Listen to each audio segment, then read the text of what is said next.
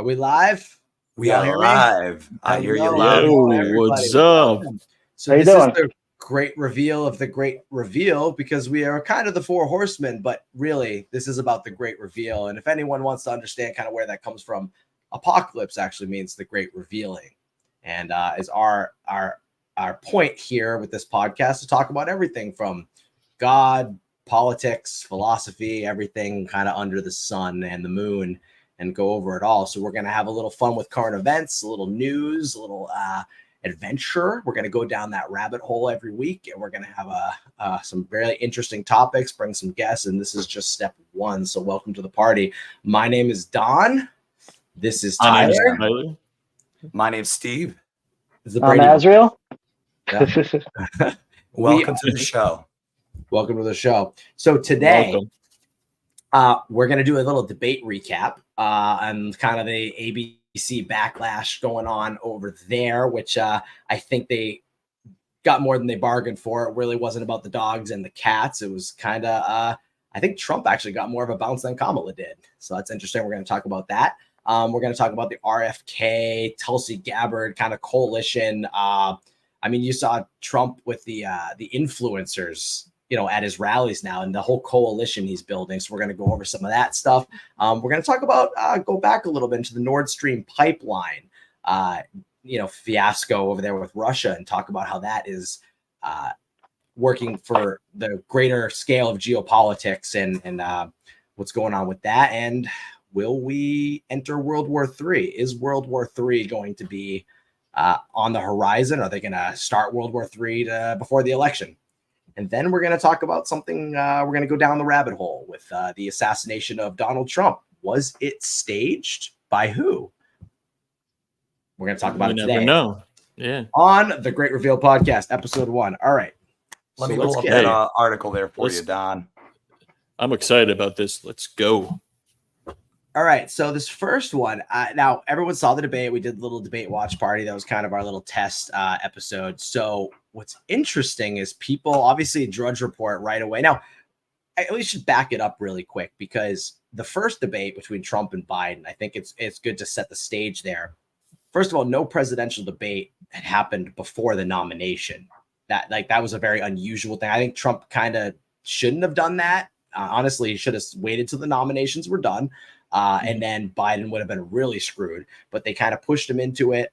Obviously, the anchors and the pundits and everyone were ready. They were ready. They were fair and balanced on that one debate only because they were ready with the shiv for Joe Biden right after the debate. So they were like, okay, Biden's done. And that was the hustle. And that was right.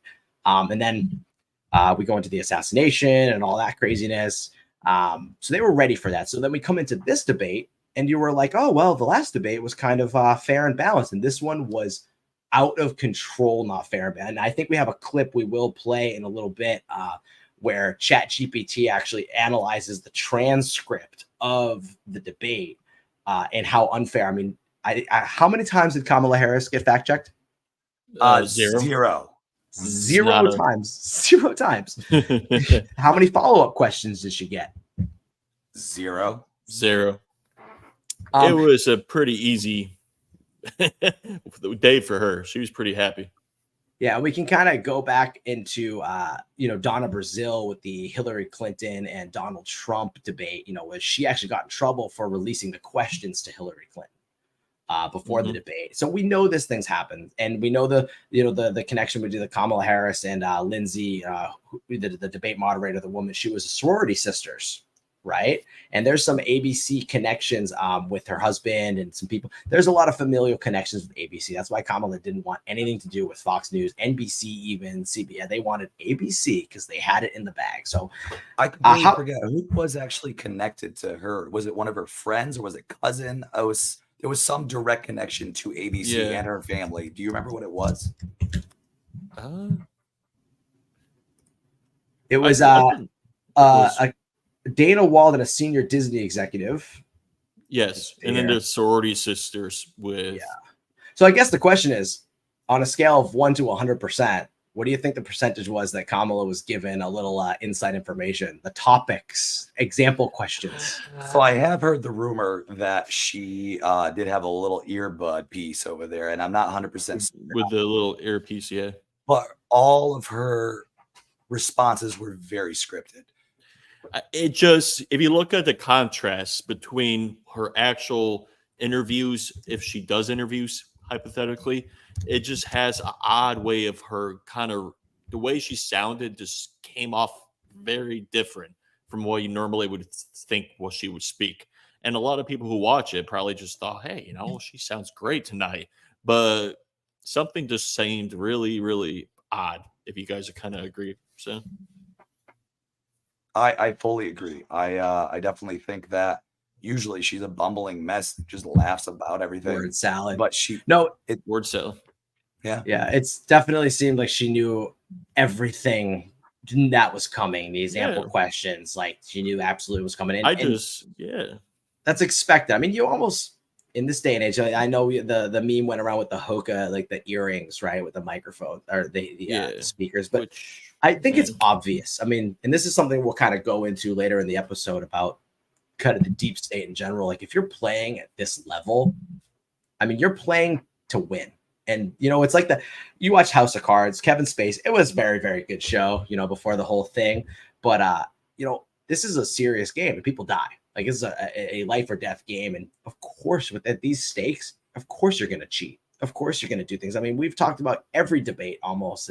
There's talk about earpieces in. I mean, you can put it in your tooth. I mean, the technology out there, it's out. It's like, obviously, there's going to be some help. Like, it's like, you know, so I don't think that's really any surprise. But what's interesting about this cycle and this cycle in general is, and kind of the context of the great reveal is, we all kind of see through it now. And that's what's most interesting about this ABC debate is the backlash they got. I think what did that was COVID. A lot of people being so isolated, being in their homes, and then being able to work from home, and then having to go back to the office and having that sense of freedom. I think that really opened their eyes when they weren't constantly daily in a cubicle. Yeah. And we saw the overarching just hypocrisy of the COVID stuff. You know, there's just what they were saying. It just obviously wasn't true about. And it didn't make sense. None of the rules made sense. It just didn't make sense. And then they treated it as if it was sensical when it was not. Let's take a look really quick at that TikTok video. So actually, wait, let's pull up the polls really quick. Before we do that, I want to look at the poll. Yeah.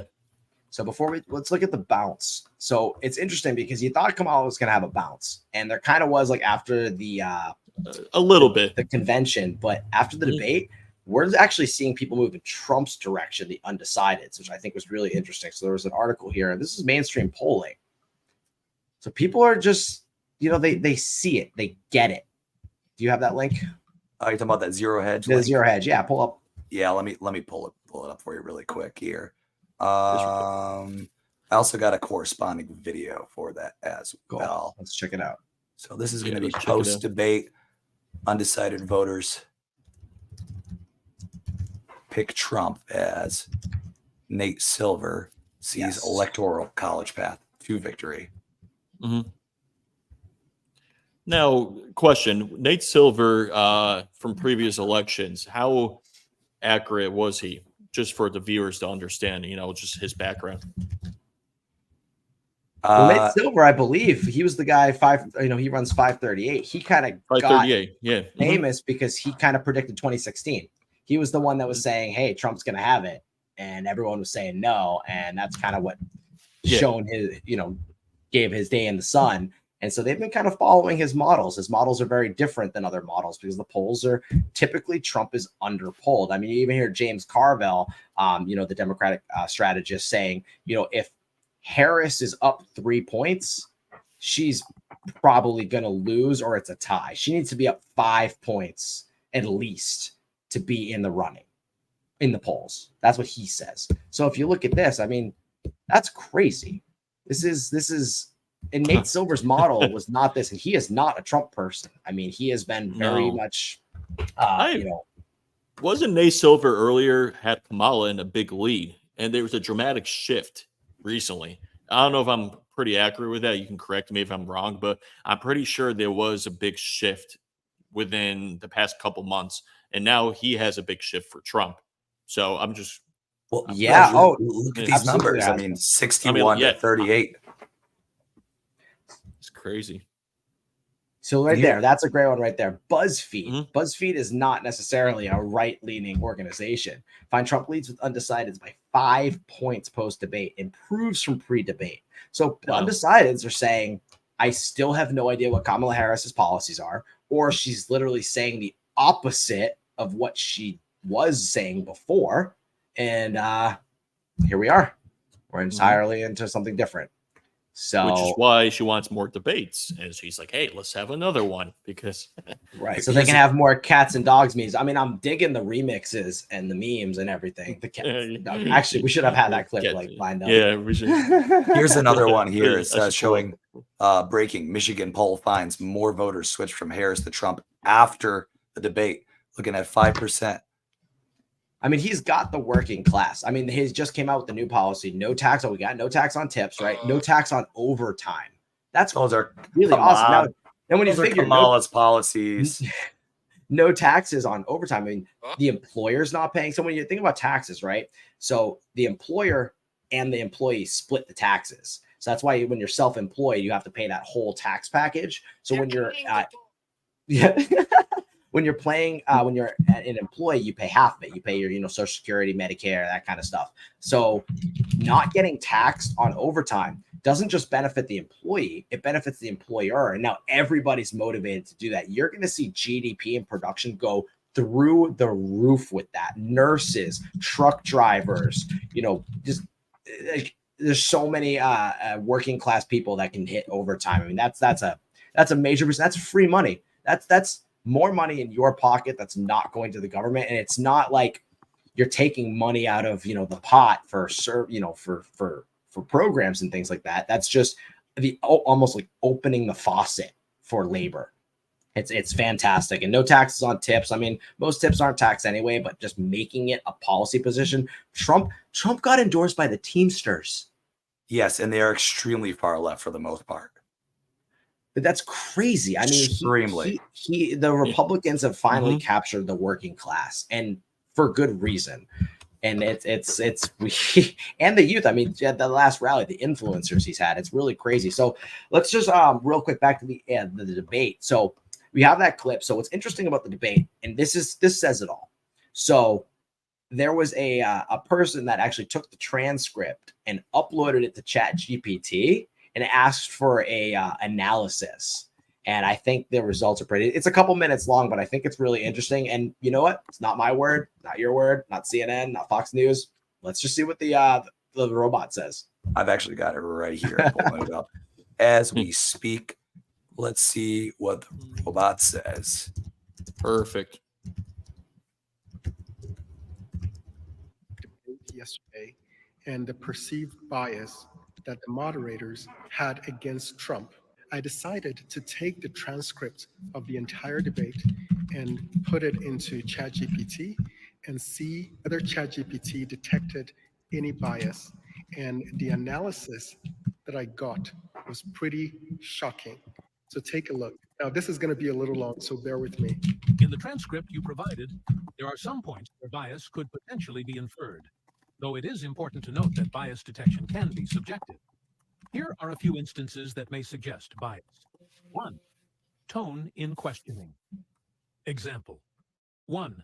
David Muir's question to Donald Trump regarding January 6th. You told your supporters to march to the Capitol. Is there anything you regret about what you did on that day? Analysis.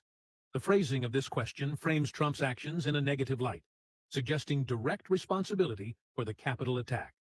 While January 6th is an important event to question Trump on, the repeated framing of Trump as the instigator of the attack might suggest a critical tone. The absence of any comparably critical or pointed questions towards Harris might suggest an imbalance.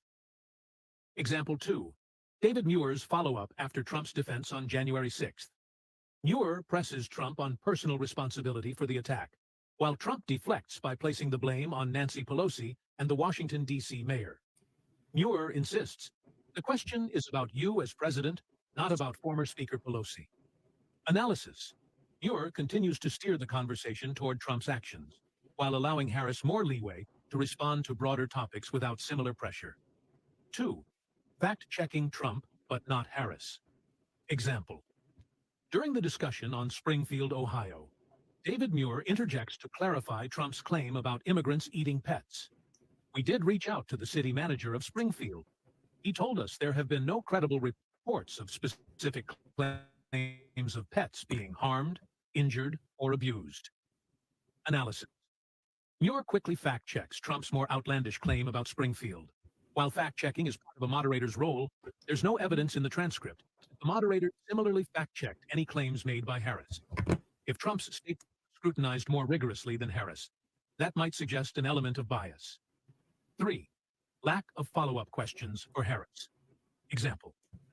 When Harris was asked about her stance on an abortion ban, the moderator asked, would you support any restrictions on a woman's right to an abortion? Harris responded broadly by discussing Roe v. Wade without directly answering whether she supported any specific restrictions. Analysis. The moderators did not press Harris for a clear yes or no answer or a follow-up question, which contrasts with the way they pressed Trump on certain topics, such as January 6th, or his views on Ukraine. 4. Closing statement. Framing. Example. In the closing statements, David Muir sets up Harris by thanking her first and allowing her to outline her vision. Trump follows with a pointed response about what she hasn't accomplished during her time as vice president, which could easily appear more combative. Analysis. While the candidates are responsible for their statements, the structure of allowing Harris to go first and Trump to follow may have given Harris an advantage in presenting herself as the more positive, forward-looking candidate, That was a leaving coin flip, Trump in though. the role of defense. Conclusion. While overt bias is not immediately apparent, there are instances where the moderators may have pressed Trump harder on his controversial statements or actions, while allowing Harris more leeway in answering difficult questions. The disparity in the number of follow-ups, tone in questioning, and fact-checking suggests that Trump may have faced a more critical approach. This could create the perception of bias, especially if one candidate is scrutinized more intensely than the other. So this analysis proves definitively that there was bias against Trump, and all the bias went in favor of Harris.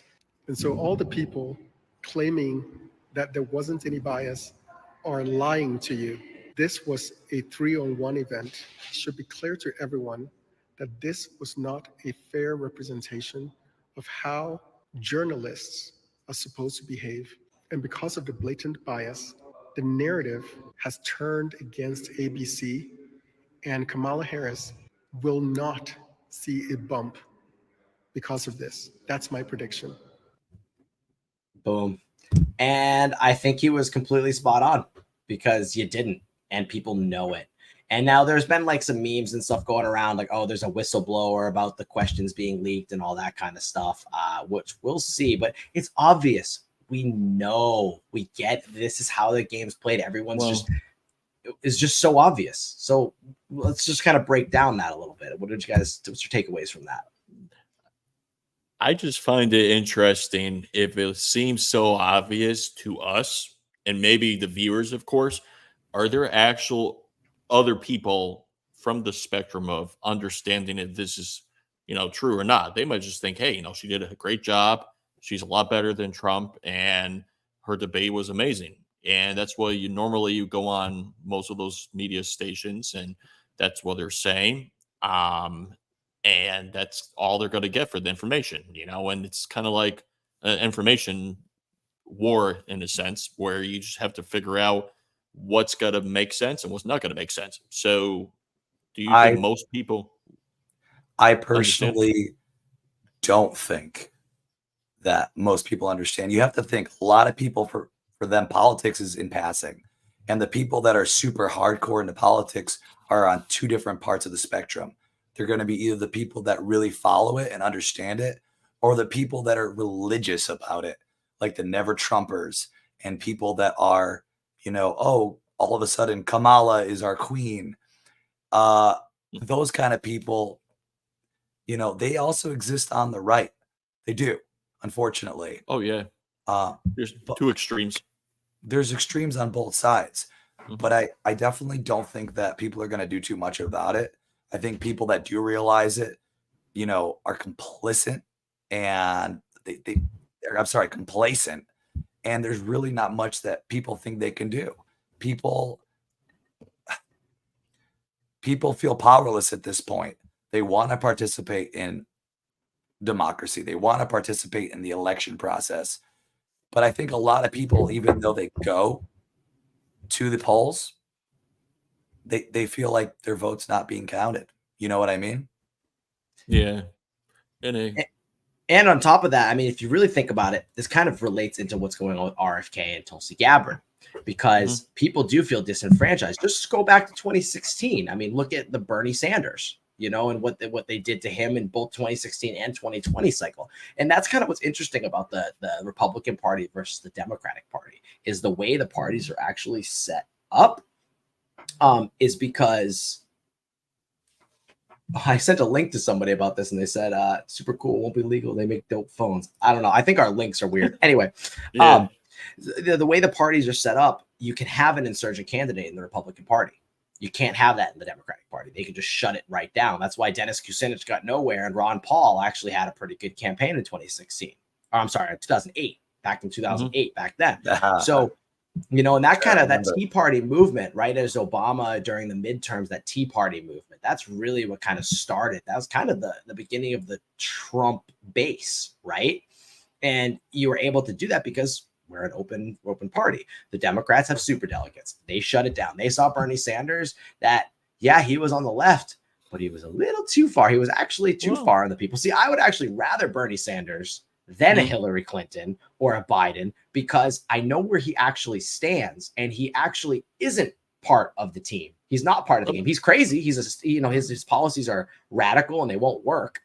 But let me ask you a question, Don. Actually, I'm curious, when it comes to the party systems, like you're mentioning, do you feel like there's a trend, like, Bernie Sanders, trying to be the outspoken one, and then the Democrats are just like, no, we're not going to let you go in here. We're not going to let you do anything. Same with Trump. Do you think Americans are realizing, in your opinion, that they want to do a different party? They don't want to be part of the Democrats. They don't want to be part of the Republicans. I think most Americans want someone that has good ideas.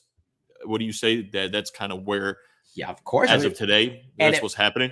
Ross Perot is what I'm going to say. And, we're a little young, but for that generation, but for people that don't know, Ross Perot basically was the spoiler. So if you look, it went, you had the kind of Bush. Let's just go back, actually. Let's go back, actually, to JFK, right? And after JFK was assassinated, we had Lyndon Baines Johnson, right? And then he didn't run for re-election.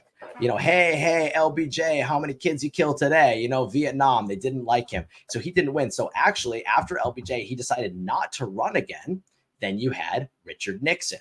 Richard Nixon was actually the most popularly elected president in our history at the time. He was very, and he actually should maybe have won against JFK. There was a whole thing about cheated elections even back then.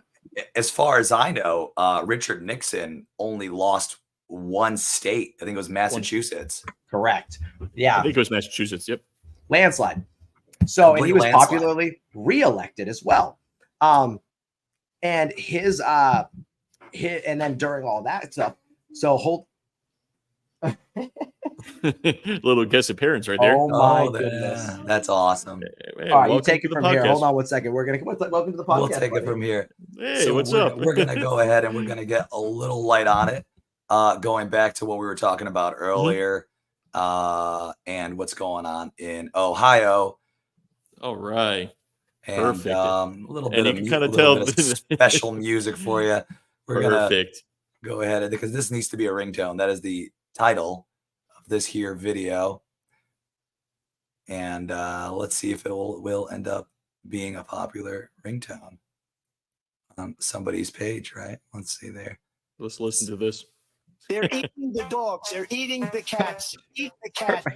The cat. They're eating the dogs. They're eating the cats. Eat the cat. Wait. They're eating the cats. They're eating. Yeah, they're eating the Anyway. eating the cats. A little break for you there. That's our Back to the sponsor. history lesson. So That might just make him win the election right now, honestly. he's a meme president, and I mean, He's a Obama, meme president. This is perfect. Obama really won was he was the first president to kind of go at social media, you know, and Trump really, and Spitz's son, Mhm. Barron, which that'll be another rabbit hole. Barron Trump, you know, is 18. He's been kind of connecting him with all the influencers. It's been really awesome. But real quick, back to that history. You know, we had Richard Nixon, right? Popularly elected. And then there's a whole bunch of stuff with that. Remember, JFK, Eisenhower, all that warning us about secret societies, the CIA, the military industrial complex. There's a lot of shenanigans with. And we'll play a clip. I don't know, actually, Steve, you want to pull this up? Do you remember the Nixon clip talking about Bohemian Grove? The Nixon clip talking about Bohemian Grove. Yes. All no, but I can gladly. I know what you're talking about. Nixon, Bohemian Grove. I could definitely pull this up. Okay. So offensive Nixon tapes released. There you go. Yeah, that's from 15 years ago. Hold on here. 15 years. Wow. I'm not sure if that's going to be the one. I think we're getting a little off topic here. No, we're not. We're going to go into this coalition because it really, really does matter. So, because it really traces, I think people don't really understand our political history and why we're at where we're at. Okay. Richard Nixon should not, the whole thing. And actually, Tucker Carlson had a really great interviewer of somebody that was involved in Watergate. Richard Nixon, it was a coup. It was a palace coup that took him down. It was the CIA was totally 100%. involved. There was no reason to even go into Watergate building. It was like trying to get some opposition research or something. Nobody was even there. The election was already wrapped up. Nixon was going to win. It was kind of like the Russia thing. It was basically a setup. So then what did they do? They took Nixon down. And before they took him down, they made him switch out his vice president. They made his vice president resign, and they put in Gerald, right. And then they put in Gerald Ford. Yep. Right? Who he, if you look him up, he played the game. He was in all the organizations. Yep. He was the establishments guy, right? They put him in. He did the thing. And remember, this is the formation of the deep state, the CIA, the FBI, all those apparatus, all the secret programs, the black budget programs getting, ramped up and funded. So then you had Gerald Ford. And then who do we have next? Jimmy Carter, who brought in, who was the worst president until good old Jimmy. Jimmy Carter loves Joe Biden, for anybody that may not know that. And he's quoted as saying that he loves him because he's no longer the worst. Thank you, Joe. Thank you, Joe. Yeah. So, and that is exactly right, because that was the 70s, inflation and just crime. And, that's when the cocaine was being brought in. And that's a whole other rabbit hole. Who was the cocaine being brought in by? The CIA. And what's interesting about that, and just a quick aside, because we'll definitely talk about that. I think this is a great rabbit hole since we're in the Great Reveal podcast. If you actually look up the Nazis at the end of World War II, when they lost, they actually went to Argentina. They went to South America. And it's actually in Narcos, the show Narcos, they actually say this. Why did Pablo Escobar become the most prolific smuggler? Because his techniques were the best, because they were using submarines, and chemistry. He would actually turn the cocaine into like boats and stuff like that, and then they'd break it back down into the United States. Who taught them the chemistry? The Germans. Nazi scientists. Okay. There's complete German villages in South America, all over South America. Oh yeah. Brazil, but that again, that is a completely another rabbit hole. But anyway, what I'm saying is, that was, but again, Operation Paperclip brought those guys over here into the CIA, and there's a whole full circle connection, and that's how a lot of black budget operations are funded. So you have to think about, again, this is all very relevant because JFK knew this. He wasn't a part of the plan, and we're gonna get there. Nixon was, and again, did you find that clip from Bohemian Grove for Nixon? I could not find it, unfortunately. Oh my! All right, I will find that for maybe the end of the show, because I think that's a really great clip. So when someone else speaks, so anyway, so we got to Jimmy Carter, right? And then Jimmy Carter brought in Ronald Reagan, who came in kind of like Trump, right? And kind of saved the day. He was an actor, he was a stage man, he cleaned it up. Now, who was Ronald Reagan's vice president? George H.W. Bush. And what was George H.W. CIA. Bush's position before vice president? He led the CIA. He was the head of the CIA. That's Yes. correct. George CIA. H.W. Bush was the guy. Now, remember, George H.W. Bush, son of Prescott Bush, who was deeply involved with the Nazis. Tesla connection. And Tesla making a lot of connection, money yep. with the Nazis and all that stuff. Like there was a lot of money being made. If you watch like Schindler's List and all that stuff, Prescott Bush making the money from the Nazi slave labor and all this stuff. Anyway, so George H.W. Bush, there you go. So he was the next in line. Obviously, they're just keeping it going. And Ronald Reagan was kind of, controlled, right? Because the vice president was George H.W. Bush, or Ronald Reagan, the Iran-Contra affair, right? They were just doing what they wanted to do, regardless of what the president wanted.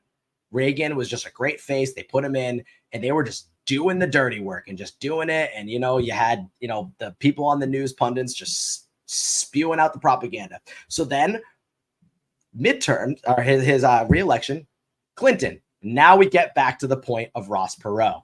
Right. So we have Clinton. Now, Clinton was relevant because of Mesa, Arizona, Arkansas and all that. Right. Or was it Mesa or Arkansas? Because the airplanes with the CIA going down, and Clinton suddenly was like, oh, there's drugs in the CIA. And suddenly Clinton was new money. Right. He wasn't old money like the Bushes. Clinton kind of was read into the programs because he kind of got involved. And then they had him diddling some kids. They got him, exposed. And the Clintons were very controllable. Right. So they were like, all right, well, he plays ball. So we'll put him up for the Democratic candidate, and he shouldn't have won except for Ross Perot. Ross Perot was the Trump of the time. Ross Perot, who came in with a lot of money. He came in with his business acumen. And he basically was an independent, insurgent, third-party candidate. And this is really relevant. Right. And he came in. Where he's from? No. Texas? Oh, yeah, Texas. Of course. Yeah, of course. Yeah. Texas. There's a beautiful, beautiful science museum right in Dallas. That's the Ross Perot Science Museum. If you're ever in town, I should take you. Texas. In Texas? Wait, in like Dallas or? Yes, Dallas, right downtown. Oh, really? Dallas. So Ross Perot spoiled the election for George H.W. Bush, and Bill Clinton was elected. And that wasn't really supposed to happen, but it did. So whatever. What's going on over here? So Bill Clinton was elected, and whatever, he was controllable. So they had him elected, they had him going, and he won 2 terms. He was popular. But the revenge of the Bushes, George W. Bush comes in. And then George W. was not in charge. You know that freaking Dick Cheney was behind him with the freaking, he had everything moving. Dick Cheney was the, my sound is being, Dick Cheney was the, Dick Cheney's taking over. That's why. Dick Cheney was the vice president for George W. Bush, right? But what was his position prior to that? He worked at Halliburton. The chief of staff of George W. Bush. Yes, you're right. That's correct. He was Daddy Bush's chief of staff. A good portion of his father's staff actually ended up in his own cabinet. I mean, wasn't Colin Powell involved as well? Which, by the way, I think Colin Powell is probably the only decent person out of that whole cabinet. And that's a kind of similar to the Biden administration with the Obama holdovers, right? They all came in, they all did all that. But the thing is, though, is if you go back far enough, you really understand what's happening. And what's happening is very simple. Right. So when we get to this hold on. Can I just finish my point, please? There is one of the presidents, and you guys could tell me which one it was, but he's quoted as saying that presidents are not elected. They are selected. Bingo. Which president? Yep. Which president was that? Was it Roosevelt? Roosevelt. Teddy or FDR? FDR. Mr. 3 or 4 term president. Yeah. Yeah. Well, he was selected more than once. Yes. I swear that was Reagan who said that. No, it's FDR. Okay. All right. And that's true because they are selected, and it's true. And that's that's a very good point because that brings us to the crux of what's going on now, which is the most interesting thing. So then we get to Obama. And Bush and Obama, they're all homies, and we'll have a fun rabbit hole about Obama and that whole thing. But, Obama was CIA political government royalty from the beginning. But that's a different rabbit hole for a different day. That he was a good community organizer. I will get. And he's a great speaker. Honestly, I listened to Obama. Oh, yeah. I want to be a Democrat. I want to believe him. He's such a great speaker. I love listening to him speak. He's so great. Salowinski. So yes, Salowinski. Yeah. He had some great teachers. Yep. He Really did have good some teachers. same teachers as a few other people. Obama, great. And then, okay, Hillary Clinton's turn. They knew they could be controlled, right? They had the Clinton control bill. Like, all right, they're like, Hillary Clinton's perfect. We'll put her up. And then comes Trump. He was the spoiler, and they didn't expect it. And, they always have their finger on the button, especially after Bush v. Gore, after that, after Ross Perot. Oh, so back to the two parties, because this all was spurred by your question, Tyler, about the parties. Correct. We had the independents. After Ross Perot, that's when they basically they were not going to let that happen again. They weren't going to let that happen again. Exactly. So that's why they made the independent parties platform just very difficult, and the laws changed and the financing changed, and they made it basically impossible, which is why we get RFK, them trying to challenge him, just trying to get on the ballot everywhere. And now they don't want him off the ballot, of course. So, all the Democratic Party did was fight RFK. They didn't want him in the primaries, and they didn't want him on the ballot then as an independent. And that's what pushed him out of the Democratic Party, literally into the party. Like, Trump necessarily isn't like a conservative, really. He's. But the crazy thing about what you just talked about is it's a worldwide thing. We think it's just America, but if anyone else notices their country and the same kind of pattern and how it works throughout the rabbit hole, there's things that happen every country. Even like royalty and how, each people just, this is the new queen, this is the new king. It's all like a plan. Except for Trump. It really is, because Trump wasn't supposed to. He was a joke.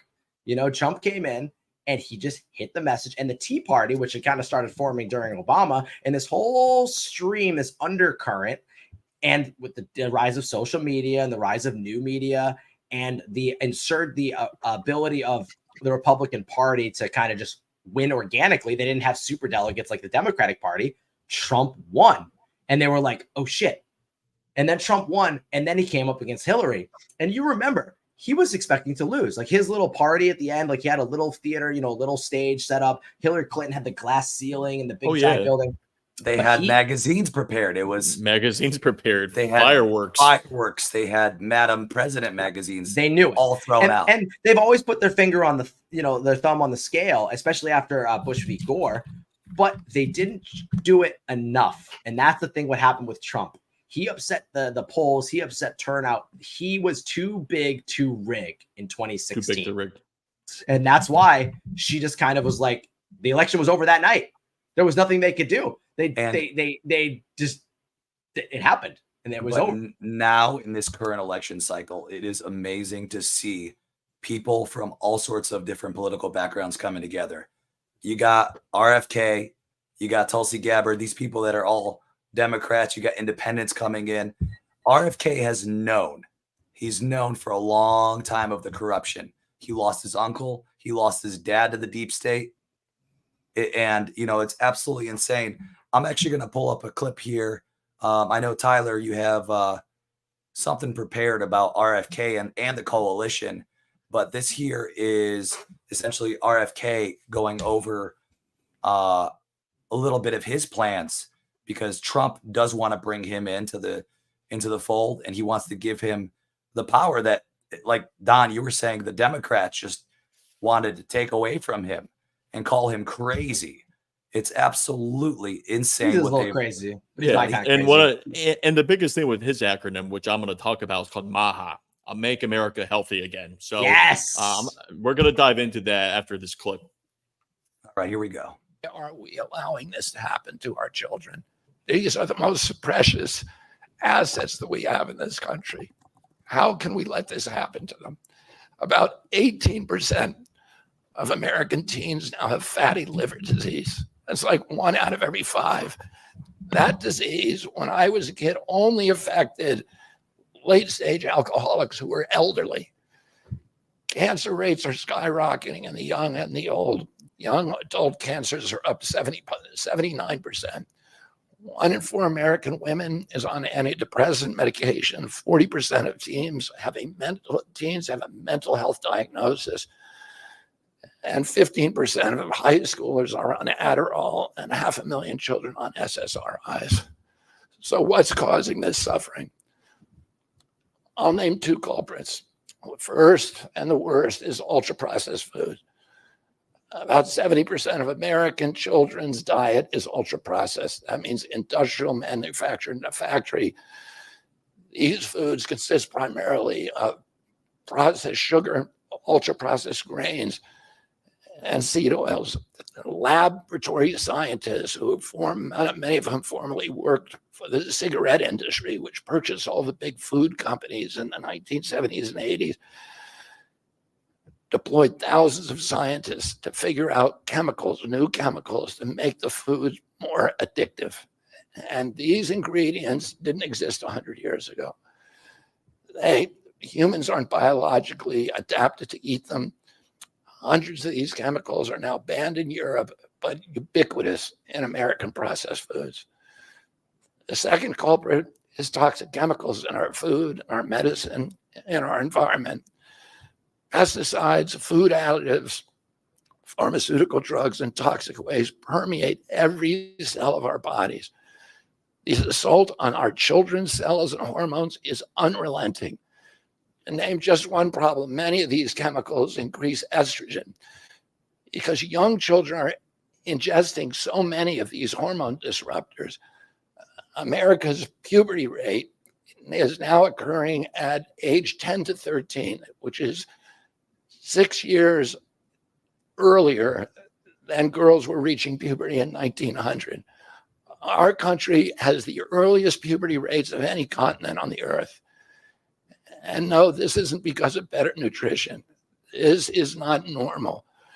Breast cancer is also estrogen driven, and it now strikes 1 in 8 women. We are mass poisoning all of our children and our adults.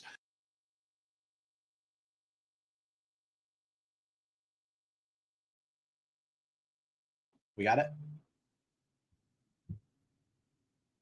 Tyler, your Sorry, mic's my mic muted. was- There we go. My bad. Sorry, just getting the kinks out. So, all right. So, what I want to talk about today, is we all know America is famous for its food culture. So, like burgers, fries, fried chicken, potato chips. You go to Chick-fil-A, you want to get your Chick-fil-A sandwich. But there's a lot of other healthy options where Americans don't really look at it and they think, hey, why don't I just go to Whole Foods and get a salad? Or why don't I just go into my local farmer's market and end up buying some produce and just make something at home? I think, as America, we're always in this fast pace. I want this now. And we don't really look at the ingredients. So, one thing in which RFK mentions, and I think is one of those things that is kind of critical, is what are seed oils? What are the oils that we consume every day? Me, my normal diet is just going to the store, buying pasta or rice, and I didn't really care about it. I'm just like living my life, not knowing anything. And one thing that really struck with me with RFK was, I've known about this for a while. I've always had, my mother actually is a nutritionist. And one of the things in which I look at is what's actually in those ingredients. So one day I just came to the store.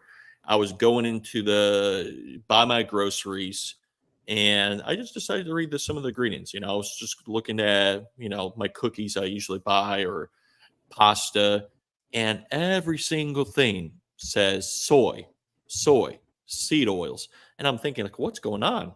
Because from what I've known about, if you do the research, and I'm sure we can provide some links, there are some really bad side effects that can be common when eating harmful chemicals such as soy, palm, canola.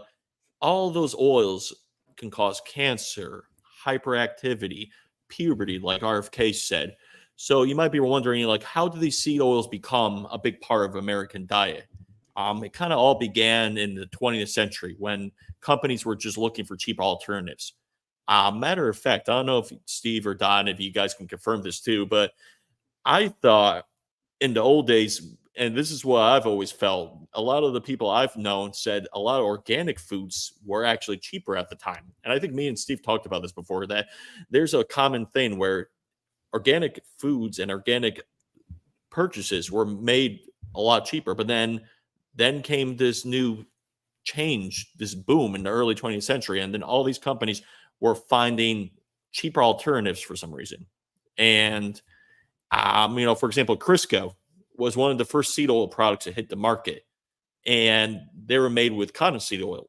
And over time, seed oils were marketed for a healthy alternative, similar to like, okay, everyone, let's buy cigarettes. Cigarettes are going to be great for you. And little did he know, everyone ended up getting lung cancer and dying. So it's just one of those things in which I think as a society, we are looking at everything so fast, but we're not actually looking at, hey, what is this vape pen right here in my hand, which me personally, I shouldn't be smoking, but what can happen to your lungs over time? We may not know now, but as I get older and 20 years, 30 years from now, I may have a health condition if I keep going that path. Or the Zins. I know everyone loves Zin, but do you know what can cause, gum issues, or what are the long-term effects? We don't know. So my question is, like, what is the main problem with sea oils? Our bodies need a balance. We have omega-6, we have omega-3 fatty acids. So I do. Yeah. I'm sorry. Can I just hold on a second? Because Yeah. this is very important. And I just want to backtrack a little bit because we've been talking a lot about a history, right? How we 100%. even got there, right? And that's the biggest issue we have. Like, how did we get there? And that's why I wanted to bring that up to you. Like, how did it become a path where we had organic foods for a lot cheaper, and then we just said, okay, let's make everything with corn. Let's make everything with soybean. Look, Don, like, look at Europe, for example. Everyone is so healthy, and you can explain why. I will. So it is the chemical companies. So Petra Pharma Chemicals. Actually, this is what we need to. This is where RFK. I mean, it's just so amazing that he's come onto this side. So we actually go back in history. Go back to the Rockefellers. Go back to the kerosene production, even before oil, right? Kerosene and production.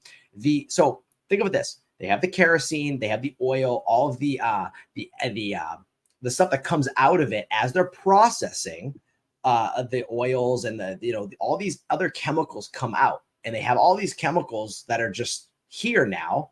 And what do we do with them? Well, we start studying them.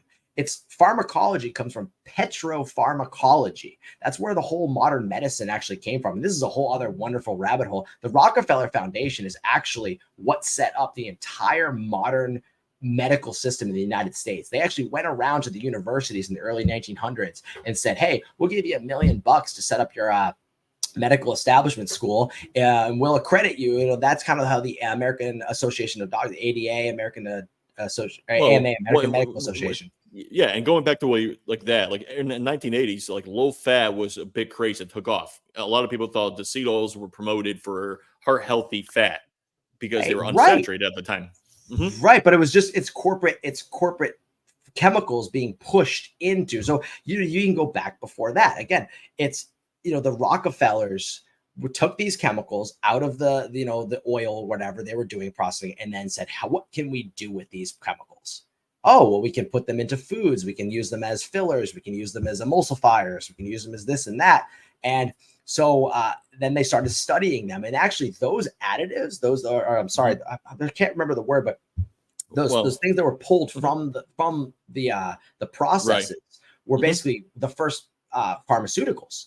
That's what a lot of those chemicals come from, those extracts, right? It's all just coming from the oil and the kerosene and the energy industry. Well, and that's why I was going to kind of go back to that. So, like, the main concern of the high levels of omega-6, the fatty acids we call it, They aren't bad in some ways, but in fact, they're essentials. But here's the catch.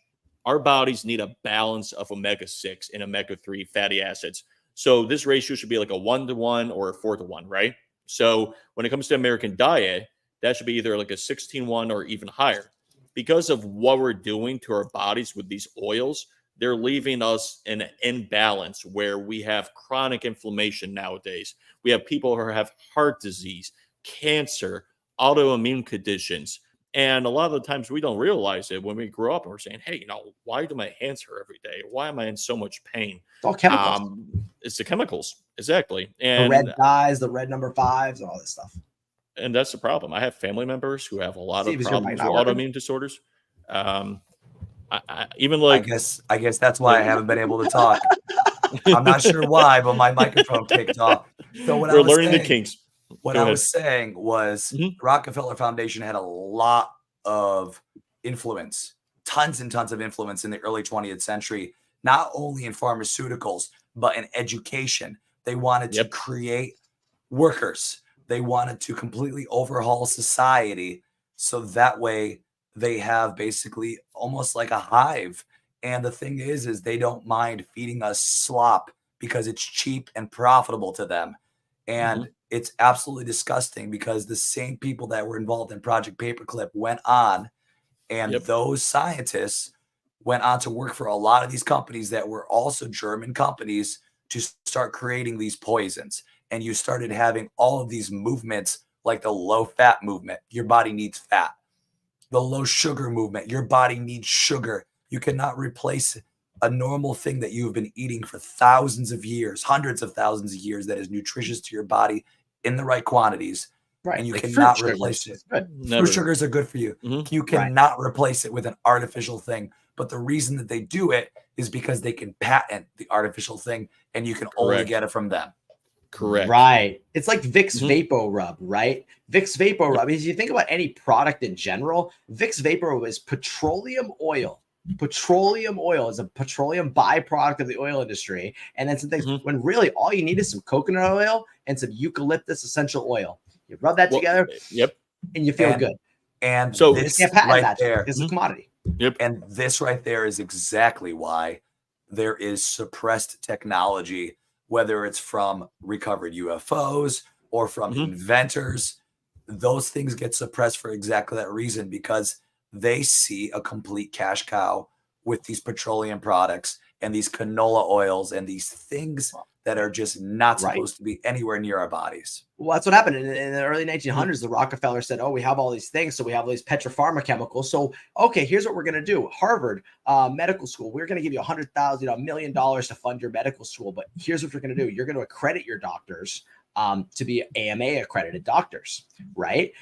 But they are only going to use what we say is FDA, and eventually becomes FDA certified drugs. So basically." Mafia doc- certified, the- basically. The doctors, to be a certified doctor in the United States, you have to go through the AMA, you have to be licensed, right? But you can only use certified licensed techniques, which are approved by the FDA, which is basically chemicals. So all that doctors are doing is basically saying, how do we administer these chemicals that come from the petropharmaceutical industry and what they do to the body? And there is good things. I mean, obviously, Yeah. but it's And- obvious.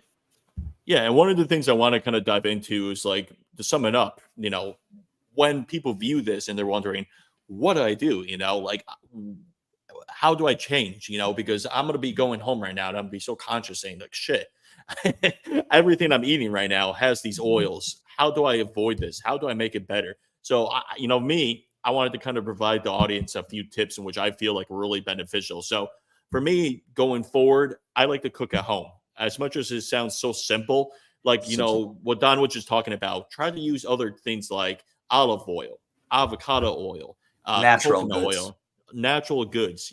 There's so many other alternative goods. I love coconut oil. I do Oh, yeah. everything with coconut oil. I Yep. know you guys do too. It's We're a high both kinda smoke like temperature too. So a smoke 100%. point. Yeah. 100%. Just read the labels and then like kind of sum it up.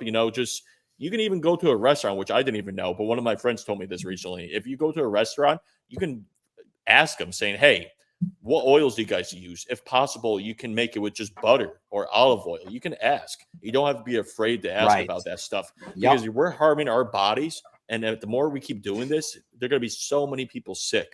And I think that's the main reason why RFK is mentioning this, make America healthy again. Maybe the MAGA side of it doesn't understand, or maybe the Democratic side doesn't understand. But I think people are learning about it now, and it's becoming a bigger topic. And that's what I'm excited about. And I'm not sure how you guys feel about it, but I feel like there's a big change with this. And I think a lot of these companies, almost like how the pharmaceutical companies get away with pharmaceutical stuff, the FDA and the Food Drug Administration in this country, they need to. They're hand in hand. Hand in hand. Exactly. It's sad. They're completely bought and paid for.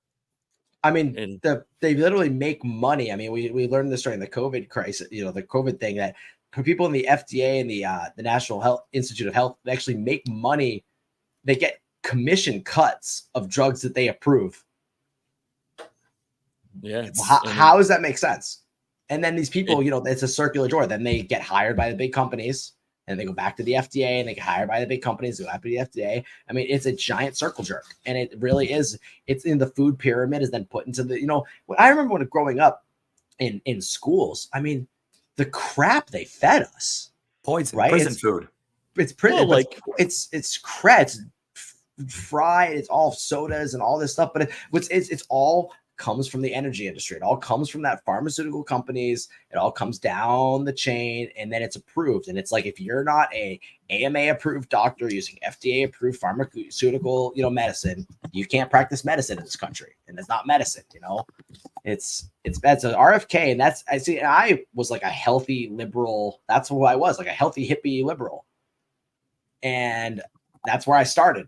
And now I'm here. And RFK going from there to here is just, when we were talking earlier about the journey of the politics and the wave of the insurgency, it seems like the insurgent counterculture has now, Trump is represents the counterculture. Yes. He's not, it's like Batman, right? He's not the hero or the leader you want. It's the leader you need. It's kind of the Dark Knight. He's a, I wish it was like the person that could speak like Obama, right? And be an orator like that. Although Trump is pretty funny. I enjoy watching him. He's just funny. He's a showman, but he's what we need right now to reveal everything, to show all the BS. And people are getting behind him. Tulsi Gabbard, she's not a conservative. I mean, she's not a Republican. RFK is not a Republican. He's a liberal, but true liberals, even Bill Maher, it's. I agree with Bill Maher on more things than I disagree with. 100%. Let's take a look here. So it looks like Tyler gave me a clip here. I want to share a clip of just a regular person talking about going to Europe and having the food there compared to America, and she just got to talk about it really quick. Yeah, let me go ahead and bring it up on that screen. Perfect. Boom. Thank you. Weeks now, and I'm just a little bit confused. Because right now I'm not sucking in my stomach. And let me explain to you what I ate yesterday and what I've been consuming, and you'll understand my confusion. So yesterday, breakfast, I had a really, really healthy breakfast of a donut practically. Sorry to pause it, but it cut off the first couple seconds. She's in Europe, so she's talking about the difference between food in Europe versus here. Yes, I'm sorry I should have explained it. So she is currently in Europe, and she's talking about the food she's eating right now and then comparing it to America. So go on. With cream and a cappuccino. Probably did not consume water until about 3 p.m. Super unhealthy. Then for lunch, I had pizza. Practically ate a whole damn pizza myself. And for dinner I had spaghetti and mussels. Probably drank 4 glasses of water the entire day and had probably 5 glasses of wine throughout the day and 2 or 3 shots of espresso. Really unhealthy, really, really unhealthy. So I would think that this morning I would wake up and be so bloated, because if I ate like that in the US, I would be extremely bloated. So my stomach normally this, right here is giving a little bit more, right? And I always just assumed that it was just my body. I've just accepted it. I work out and it just doesn't go away. So it is what it is. But now I'm mad because my stomach looks like that. And all I ate yesterday was carbs. and sugar and wine, and I haven't worked out, and I haven't been walking that much. So you're telling me that whatever's in the food in the US is the reason why I need to work out on a daily basis and can't drink wine Inflammation. all the damn Inflammation. time? Yep. And no matter what I freaking do, I got a little. Yep. I need to replicate this when I get home, so somebody explain. Like, if I start consuming only food from fresh markets, will my body look like this? Please, Not please necessarily. answer. Let me know. Yeah. It's just so crazy. It really is. And that's just one video. There are thousands of videos of people just saying, and I don't know if you guys both been to Europe. I know Steve's been on Don, but you feel like the food is fresh. You feel like you're more energetic. You just don't feel like bloated and tired. And it's almost like, you think about it, like all the food dyes and like all the oils, like it's just what's making Americans so slow and just so tired, and a lot of the mental diseases, all this stuff. There's a lot of things we don't realize that could be all correlated. They are doing to us what we do to pigs. That's what it is. They're feeding us their slop and their extra junk and making us get fat and disgusting. And they're making money off of it. And then what they do is they feed it to us, so they're taking the excess stuff they have from their, production of energy. Poison. Right. And they're like, well, what do we do with this? We have this commodity. What do we do with it? We don't want to throw it away. Well, we can put it in the food. We can put it in to make pharmaceuticals. And then people will eat it. And then they'll get sick. And then they'll need us again. We can then give them medicine and then keep them on that freaking hamster wheel of just sickness. It's healthcare is about keeping you on the wheel of the most profitable thing to these companies is sick kids. RFK says all the time, it's sick kids. You get a kid sick, you get a diabetic kid. Oh my gosh, profitable, so profitable. Amazing. Because they're going to live longer, more than likely. And you know what the fascinating thing about RFK, like he could say all he wants about this. I don't think there's one person that actually disagrees with what he's saying. Both people in both parties agree there is a problem. However, they don't want him to talk about this because of the money, which is why when someone speaks up too much, like RFK, he could put his life in danger because they don't want him to talk about this. They want him to shut up because they don't want him to speak the facts and let the people know, like, hey, this stuff isn't good. Well, look at happened to Tucker Carlson. He was starting to, when it was on Fox News, and he started piping up against Pfizer, which is one of the biggest, funders. And suddenly Tucker's out. Best thing that could have happened to him. Like 100%. I said, overall, it has been really amazing seeing this coalition of nonpartisan people joining the movement, because at this point, it's an American movement. It's not a Republican movement. But did you guys hear there actually was a very high-ranking individual who just joined the coalition the other day? I'm going to pull up the footage right now just so you guys could see. It's absolutely amazing. It's someone you would have never expected. Absolutely amazing. Just joined the coalition. Presidential seal on it? You an autograph it? Oh, sure, I'll autograph it. Huh? Yeah. So this was in Pennsylvania where the plane went down in 9/11. This is correct. There's the firefighter. It's a firehouse. Yeah, I know. The firehouse. Yep. And I know you would know about that. My favorite part about it is all the kids are wearing Trump shirts. What? Yeah. I'll be old. I know. There was a picture of Biden getting a little touchy-feely with one of the kids, but we won't go there. He reminds me of the guys I grew up with. There was always one in the neighborhood. Well, I'm the only one. There you go, man. I need that hat. Want my autograph? Hell no. He just don't give it anymore, No, just keep playing it. This is. I ain't going that far. Yeah. There you go.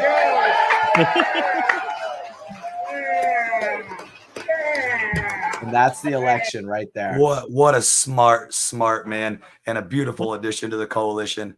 Somebody's got to sniff the kids. And you saw the picture of him going up into Air Force One with a red hat. I don't know if it was that hat, but it was a red hat. And he knows what he's doing. He's just trolling at this point. He's so angry at them. Listen, speaking of angry, we're going to move on to another topic, and this is a really serious topic. Before we do, hold on. I just wanted, before we do, we just need to put a cap on that cap with Biden. Yes. The fact that he is so angry. I mean, think about what happened. I mean, I think we talked about during the debate party, when he had his speech at the convention at 12 o'clock at night. They literally, they were running late and they had him speak at 12 o'clock. And thank you, Joe. Thank you, Joe. Thank you, Joe. And they pushed him out. He hates Kamala Harris. He hates the Obamas. This was his final FU. I really think he waited 50 years to be in that position and they took it from him. And honestly, if he plays ball, Trump's not going to go after his son or after Biden. Trump knows the game. Trump knows the game. If Biden just kind of like plays, Biden is still the president, right? And if he kind of pushes his thumb on the scale a little bit and Trump wins, he goes scot-free. So he's actually kind of playing the math out too, right? Because if Trump wins, he could potentially be in trouble, right? So and you can kind of tell there's some tension. Like, look at Jill. Jill's not even on the campaign trail. Oh, she's gone right now. She's gone. She's gone. Went to the beach. So welcome to the coalition, Joe Biden. Yay! Congratulations. Cheers. Well, thank you, Joe. So on another note, they finally think that they figured out who blew up the Nord Stream pipeline. We've known all along. It was the most obvious thing. And speaking of Joe Biden, I mean, we're going to play this clip because this clip, to me, this is from about 2 years ago, was a dead giveaway. He basically threatened to blow the damn thing up. And this was, let's see here. Diplomacy is the very best way forward for all sides. We both agree, including best for Russia, in our view. And we have made it very clear we're ready to continue talks in good faith with Russia. Germany has also been a leader in pushing de-escalation of tensions and encouraging dialogue through the Normandy format. If Russia invades, that means tanks or troops crossing the border of Ukraine again. Then there will be no longer a Nord Stream 2. We will bring an end to it. So there he is on the record 2 years ago, and he's saying that they're going to get rid of the Nord Stream pipeline. And you guys know how this whole Ukraine war has been operating. It's essentially us giving all the intelligence, us providing all the weaponry, and that's essentially how it's been operating. We are pretty much in direct conflict with Russia as we speak. It's really scary because we're on the cusp of World War III right now as we speak. This was, I think, a few weeks ago. It's interesting, this whole proxy war, because we're kind of testing out what's been so interesting about testing out what war is going to be like in this age. I mean, how tanks are not the phenom on the battlefield anymore, and we're back to trench warfare like World War I. It's very different. You have drones delivering napalm and all this craziness. So this is from Euronews. And again, the Germans have been investigating it, and they've come to a conclusion as to who they think it was, and they think it was Ukraine. Germany has issued a European arrest warrant for a Ukrainian diving instructor over his alleged involvement in the sabotage of the Nord Stream pipelines in the Baltic Sea. Dass der Verdächtige ein ukrainischer Staatsbürger ist das eine. Ich würde daraus noch keine Rückschlüsse ziehen, was die Beteiligung von Staaten angeht. Das muss sicher ermittelt werden, aber immerhin gibt es erste Fahndungserfolge, jetzt Ermittlungserfolge. Investigators believe the instructor was a member of a team that in September 2022 planted explosive devices on the pipeline route carrying natural gas from Russia to Germany. Natomiast dla nas jest też dziwne, że osoba ta, będąc poszukiwana przez stronę niemiecką, nie została jej możliwość zatrzymania, zgłoszona i zarejestrowana w systemie SIS Schengen i mogła ta osoba wyjechać po prostu z kraju. Dla nas to też jest zadziwiające. And this has been a constant escalation. And this goes almost back to like 2015. You can see the murmurings of all this from the Democratic Party, connecting Trump to Russia with the collusion hoaxes. They wanted a war. And the reason I think they want a war is because it's profitable. I mean, 10 years ago, our news was calling Ukraine the most corrupt country on the planet. Do you guys remember that? Yep. It was Down the memory hole for that one.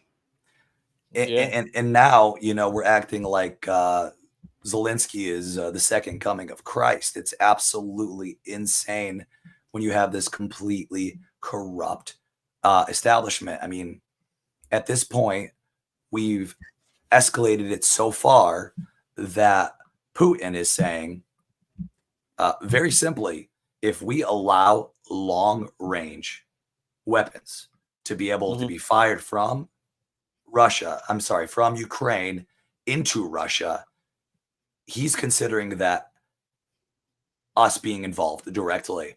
And at that point, well, we're providing intelligence, we're providing weaponry, we're providing money, but that's to keep them from coming into Ukraine. Supposedly we're supposed to be protecting borders. I mean, it's interesting because there's multiple ways of looking at it, because it is taking away Russia's capacity to be involved in World War III. This is draining their resources, draining their manpower. This is a real big sink on them. So if there is a conflict with, you know, between China and Iran and all that, it does actually drain their resources, and we're not putting any manpower. We're just putting money, and we're kind of using old munitions, and we're getting training. That's one thing America's been good at. We've been always at war. We've been training and training and training. We know how to fight. So there is I can see both sides to it, although it should have never happened. It should have never happened because Russia is only fighting a defensive war. Russia's always basically fought defensive wars, it seems. Correct. Yeah, but the problem is it's just an endless loop. And that's what, you know, that's what I'm saying. It's an absolute endless loop. Trump said it best. I don't care who wins. I just want people to stop dying. The war needs to end over there. So many people are escalating it. And at this point, if we allow them to start firing missiles into, and keep in mind, I am not on either side. I just want this war to end. But if we allow them to start firing missiles into Russia, it's World War III. You're looking at the BRICS nations versus NATO. That was what will end up happening. And it's going to be a mess. I'm going to play a quick clip here because this over here is Putin explaining, you know, essentially what's going to happen next.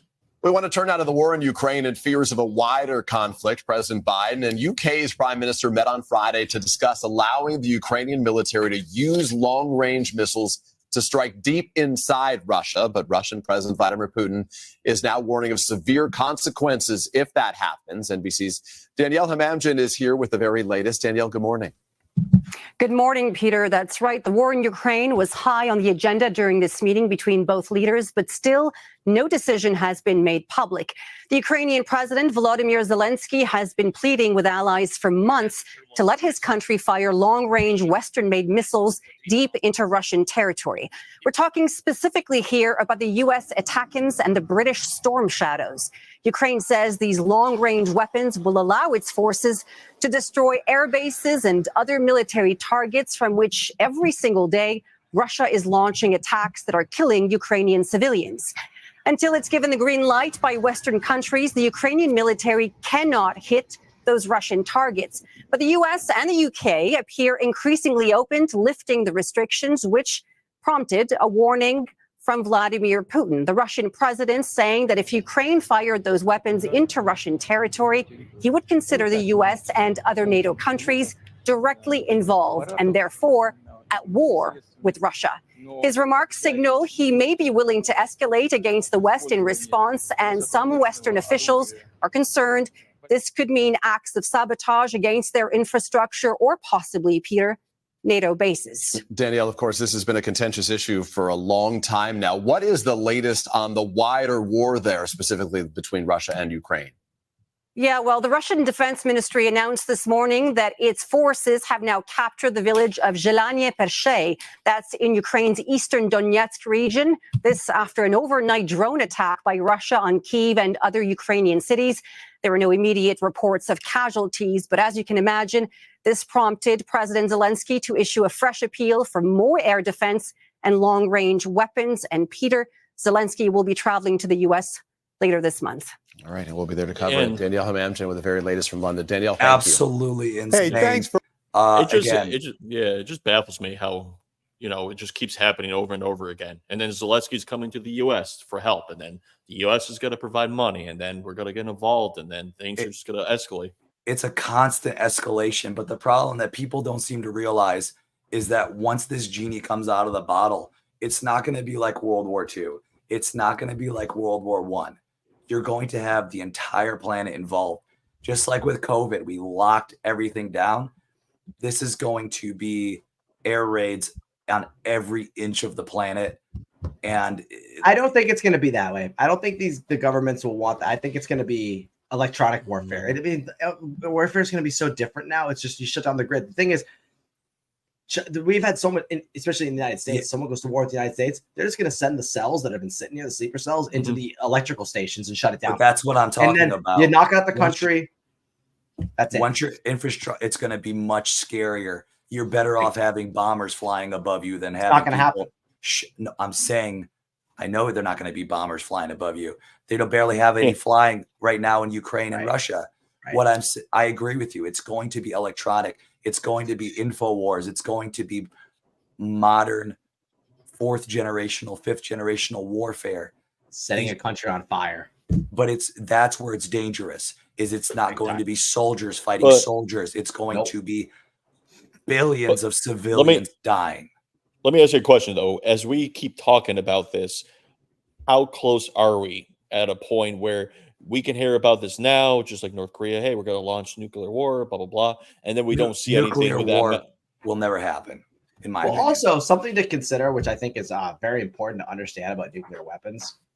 Modern nuclear weapons don't have the radioactive effects. Correct. They don't leave the waste. And that's something that's not really talked about and people don't really understand, but you actually can see it. Neil deGrasse Tyson actually had said that. I can't remember. I think it was on Joe Rogan. He very briefly, if you were listening for it, you could have caught it, but people in the know, but they don't talk about it. Modern nuclear weapons really don't release that kind of I can pull it up right now. Actually, that's, I mean, hey, Bill Maher. Perfect, yeah. You know, we just had one of the,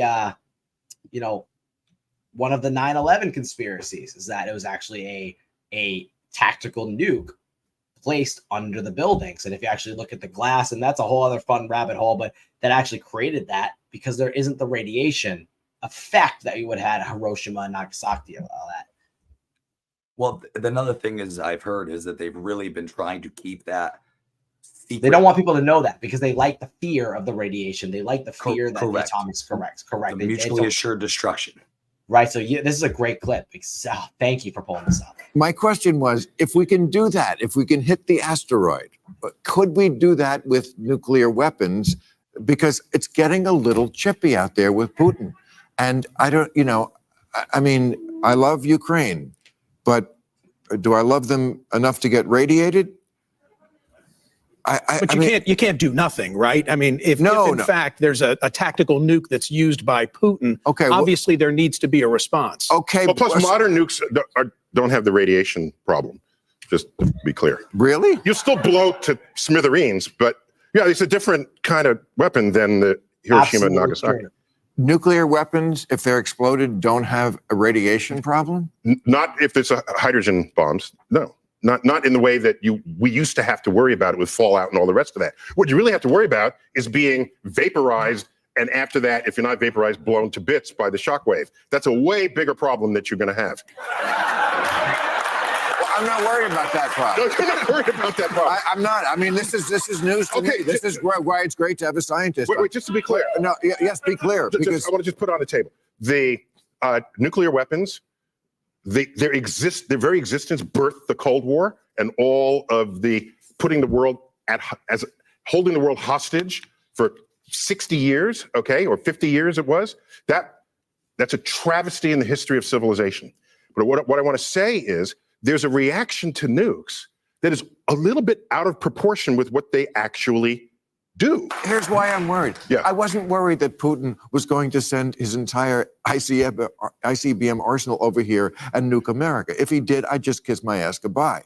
What I was worried about, and a lot of people are worried about, is, and I've heard this about India and Pakistan also, if they exchange their nuclear weapons, that the radiation in the atmosphere would come over here, would go all over the world even if it was just a local exchange. Now you're telling me that that is Well, not a if worry? they use fission bombs, yes, that would be the case. Oh, for fuck's sake. Well, what is that what they have or is not? What kind of... All right, I'm just going to move on. Let's just hope you're right about they don't have radiation. So you're not supposed to talk about that. No, because it takes away the fear, and they want fear. Fear is how they operate mostly everything.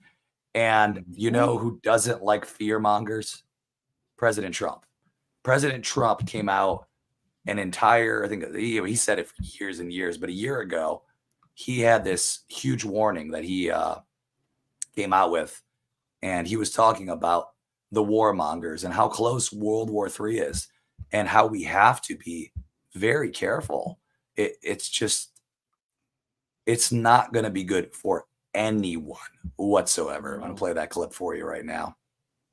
World War III has never been closer than it is right now. We need to clean house of all of the warmongers and America last globalists and the deep state, the Pentagon, the State Department, and the national security industrial complex. One of the reasons I was the only president in generations who didn't start a war is that I was the only president who rejected the catastrophic advice of many of Washington's generals, bureaucrats, and the so-called diplomats who only know how to get us into conflict, but they don't know how to get us out. For decades, we've had the very same people, such as Victoria Nuland and many others just like her, obsessed with pushing Ukraine toward NATO, not to mention the State Department support for uprisings in Ukraine. These people have been seeking confrontation for a long time, much like the case in Iraq and other parts of the world, and now we're teetering on the brink of World War III. And a lot of people don't see it, but I see it, and I've been right about a lot of things. They all say Trump's been right about everything. None of this excuses in any way the outrageous and horrible invasion of Ukraine 1 year ago, which would have never happened if I was your president, not even a little chance. But it does mean that here in America, we need to get rid of the corrupt globalist establishment that has botched every major foreign policy decision for decades. And that includes President Biden, whose own people said he's never made a good decision when it comes to looking at other countries and looking at wars. We have to replace them with people who support American interests. Over our 4 years in the White House, we made incredible progress in putting the America Last contingent aside and bringing the world to peace. And now we're going to complete the mission. The State Department, Pentagon, and national security establishment will be a very different place by the end of my administration. In fact, just into my administration, it'll be a very different place, and it'll get things done, just like I did 4 years ago. We never had it so good. We'll also stop the lobbyists and the big defense contractors from going in and pushing our senior military and national security officials toward conflict, only to reward them when they retire with lucrative jobs, getting paid millions and millions of dollars. Take a look at the globalist warmonger donors backing our opponents. That's because they're candidates of war. I am the president who delivers peace, and it's peace through strength. There was a reason we had no conflict. There was a reason we didn't get into wars, because other countries respected us. I entirely built, all right from the beginning, rebuilt our military. It's a big reason for that. They didn't want to mess around with the United. That is what one of the big reasons why they want him dead. That is one of the big reasons that, in my opinion, there was that assassination attempt. They don't want peace in this world. Like we were saying with the food, like we were saying earlier with the powers that be and having control of the presidency. Don, you were saying that. You were saying with the food, Tyler. They don't want it. They can't profit off of peace. Everything's a common denominator. If you look at everything we talked about today, you know, the food, you know, assassination attempts, war, pharmaceutical, everything has a tie into money. And that's all. Money brings power and corruption. And that's why we're in this point. And I think someone like Donald Trump got there and he just said, listen, I have the money. I don't care about it anymore. I want to help people, but they don't want to help us. And that's the reality. And that's how all of us are looking at this today. And we're thinking, what do we do? You know, because we're just trying to speak up. And I think that's why people don't like when they have the MAGA supporters, because they have those people that speak up. And then the media says, oh, you can't speak up because then we're going to lose money too. So it's, you know, like we talk about, like Don said earlier, it's a rabbit hole. There's always a hole. There's always going to be another place to dig into it. But how do we find a way out? You know, it's sad.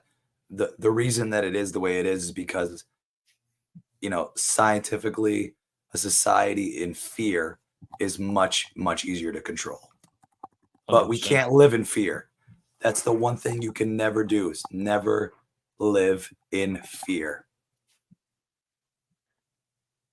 Never live in fear. Never live in fear. So Don's muted you. Don, you are muted, it looks like. Oh, there we go. I get why people don't like Trump. I really do. You know, he's not a he's wholesome brash package, but No, what he's doing is he's dragging the culture along with him. Whatever it is, it's what's happening is important. And whatever this momentum is, and again, I go back to this quote: "The enemy of my enemy is my friend." Look, Dick Cheney endorsed Kamala Harris.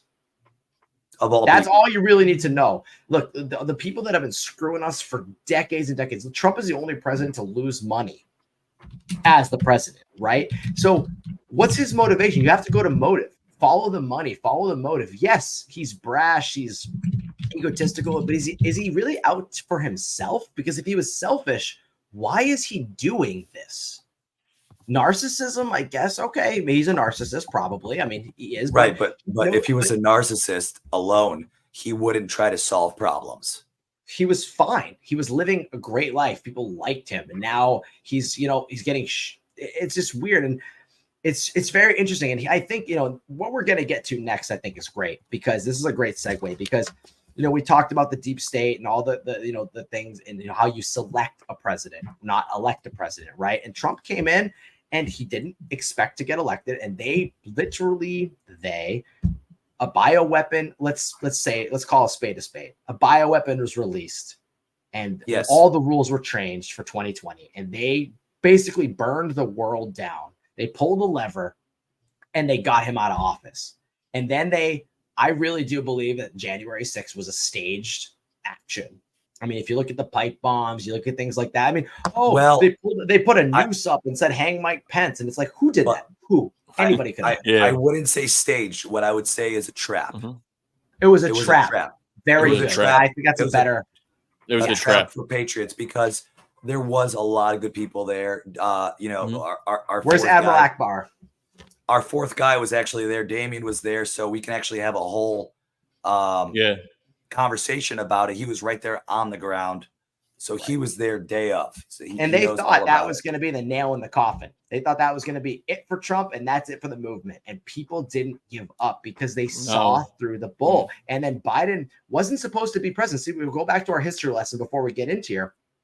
It was supposed to be Clinton for 8 years, and then maybe Gavin Newsom or something like that. So he screwed up the whole game. Biden was never supposed to be president. No, but he was basically dragged over in 2020 because there was nobody else. They looked at Kamala Harris like 4 times. They looked at all these other people, but they couldn't get anyone to convincingly sell the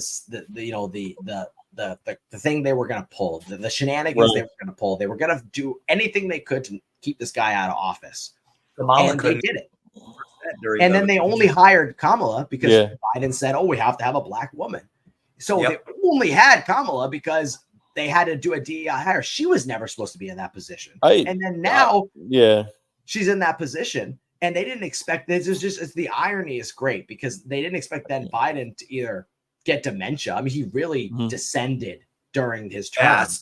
I'm just curious about how much planning is behind the scenes, like we talk about right now. Like how much Like, is there someone like the main person? Like, I think we talked about this before. I think I told you, Don. Actually, I think there's like this higher up that is, the president just is a figure in a sense of, You never see looking at the that real. person.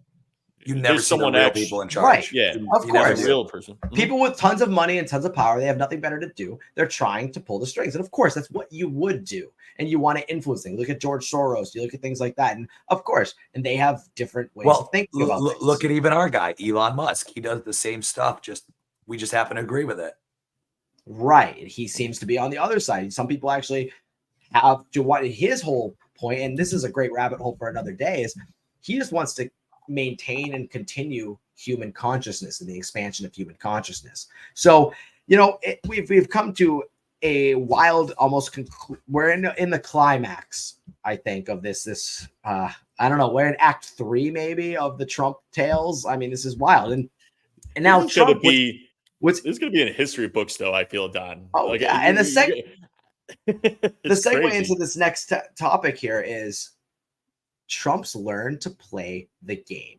He got into 2016, and who did he choose as chief of staff was Reince Priebus, who was the head of the RNC. And he didn't have you have to staff everybody in the government. Trump had they didn't have a plan. They didn't have a staff.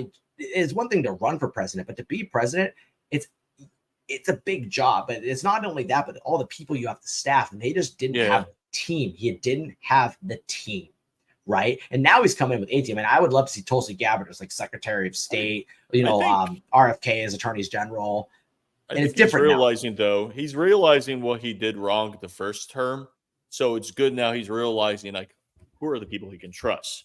Who are the ones that he can have conversations with, make decisions? So I think as he's getting the people he needs, I think this team seems, like you said, is like the A team that he's got the A team now. We've had 8 years basically to build the team and and now it's not as a team, it's a coalition. I mean, the Teamsters, you have so many people. I mean, the way he was talking at the crypto conventions, the independence convention, the libertarian convention. I mean, he is building a coalition. Democrats are voting for him. Independents are voting for him because it's not him. The Justice League. It's the movement. It's the Avengers. It's literally like, all right, do we want the establishment crap, that George H.W. Bush, the CIA, the people that have been running and pulling the strings, the military industrial complex, or not that? Because at the end of the day, whatever, they don't want Trump to win. The enemy of my enemy is my friend. They don't want Trump to win. So that must tell you something. And I think, and this is coming to this this clip here. I think Trump's learned to play the game, and we've had a circle, a lot of things about this Trump assassination attempt, and this is I guess for our final segment of the day, we'll go down this rabbit hole. I believe that Trump staged his own assassination attempt, and I think it was for the greater good. I don't, and it's horrible. But I do think that your theory is very interesting. I definitely disagree with you on it, but I love to hear it, and I think we're gonna go dive deep into it.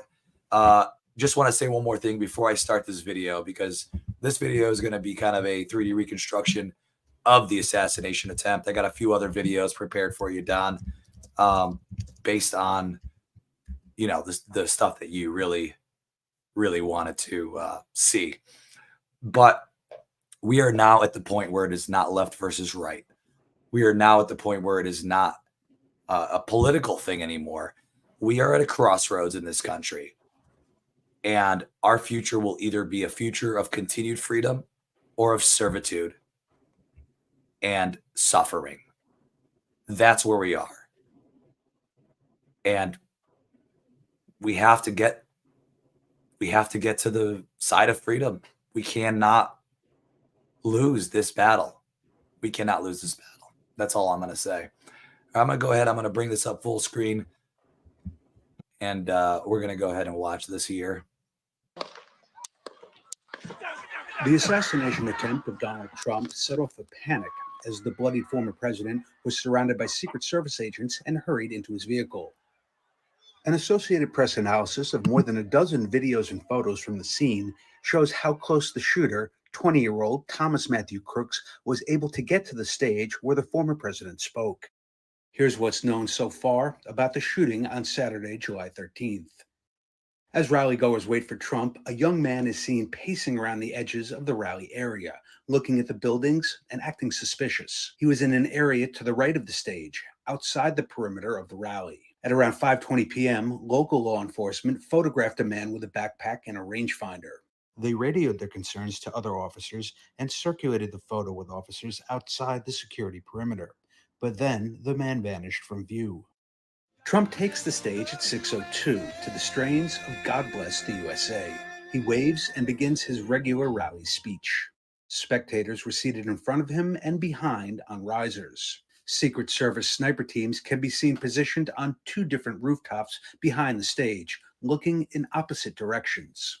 At 6:09, witnesses spot a man climbing the roof of a 1-story building, about 147 yards from the stage. People in our country that should be dangerous people, criminals.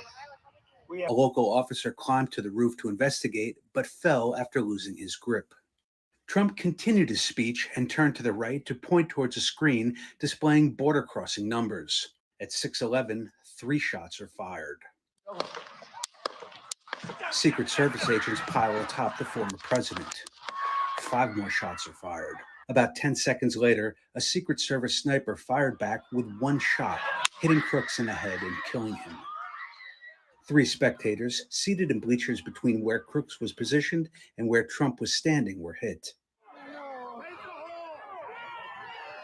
Corey Comparator, a 50-year-old former firefighter, suffered a fatal shot. About 1 minute after the shooter is hit, the Secret Service say he is down. Trump is taken off stage, stopping to pump his fist and yell to the crowd.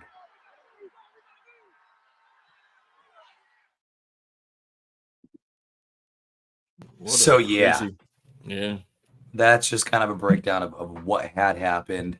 Now, Don, I know you have a little different idea of how the events happen to have unfolded.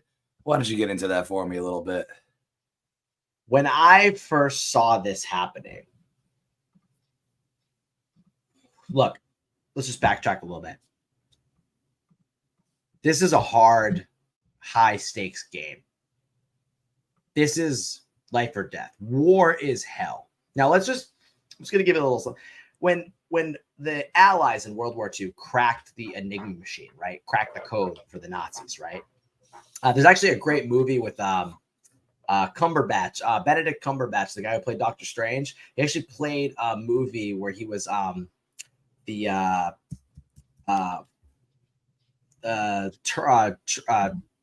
what's the computer, the AI test, the Turing test. Alan Turing. He played Alan Turing. Yeah, sorry. He played Alan Turing, and it was a very awesome movie. Go on Netflix and watch it. Awesome movie. And they basically cracked the code, but they couldn't tell the upper echelon. It was very secret that they cracked the code because they didn't want, they basically couldn't let the Nazis on that they cracked the code. Meaning they had to allow, they were like, we could save all these destroyers, of all these seamen, from getting hit by U-boats. They knew where they had the to sacrifice. They had to let all of these people die to win the war. It's very sad, right? The tens of thousands of people they had to let die for the greater good. It's horrible. War is hell. I mean, you look at the debates about the atomic bombs in Japan. It was horrible. But how many more people would have died if we had to invade Japan? It would have been awful. And that's a whole other debate. But that's kind of, I'm kind of setting this up because we are kind of in an existential war crisis. It really is that important. I mean, we're going to have fun rabbit holes about, the Federal Reserve and the coups and the civil wars and Lincoln assassinations and all that good fun stuff. So that's kind of a setup. But we come to Trump. We're in an existential war, and he knows where the stakes are. And he saw what happened at January 6th. He saw the trap, and he saw the Russia. He saw all these things played. And I actually don't think he realized at first just how dirty it was. He knew, but he didn't really know how dirty it was. And I think he got wise. And, everyone was saying at the beginning of the cycle, they're going to kill him. They're going to kill him. They're just going to kill him. Yep.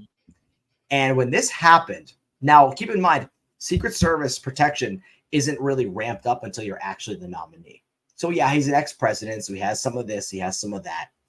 But if you think about it, if you're, just gonna put my tinfoil cap on, but if you're a strategist, big tinfoil cap you got there. yeah, and we're gonna go from I like his idea.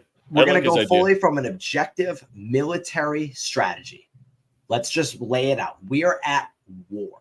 We must. So let's just assume. Let's make some assumptions. You're on the right. You're with Trump. You must win, right? If we don't win, a lot of other people are going to die, right? If we don't win this election, things are going to be very, very bad because the wrong people, the corrupt people, are going to be in control, and more people will suffer. So if let's just all come into agreement that that's the stakes, right? If Trump doesn't win, those are the stakes. Okay. So how do you win an election? I mean, you fake an assassination. Now, or you stage it. You stage an assassination. Now, and people are going to say, "Oh my God, that's crazy! Someone actually died." Yes, someone did die, and it's horrible. And that's what makes it real. Because if someone didn't die, then you know it was staged, right? My only question is like, why would they be sacrificed? And I know you're talking about it, but go on. The sacrifice made it real. The sacrifice buttoned it up. So my question for you is, how do you make that shot? You have two shooters.